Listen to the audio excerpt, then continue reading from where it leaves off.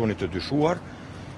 përmallësisht edhe zoti Aliu do t'ju njoftoj për atë se për çfarë është interesuar. Është një lehtësim që pas 2 vitesh heshtje pata mundësinë me marrë edhe me sqaru pak situatën para prokurorisë për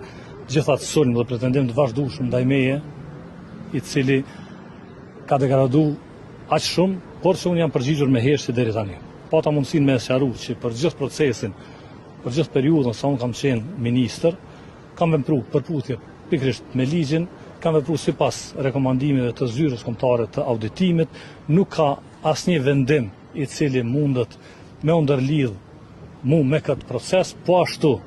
për pretendimin për mosveprim i të rasti ka qenë auditum nga zyra kombëtare e auditimit dhe ka pas rekomandime dhe është vepruar në bazë të rekomandimeve, ka pas auditim të brendshëm, ka pas edhe hetim i cili e qartëson shumë qartë pozitën e ministrit si staf politik ka shqipunës në administratë. Ka qenë rast i mirë që pata mundësinë ta sqaroj nga fillimi deri në fund gjithë punën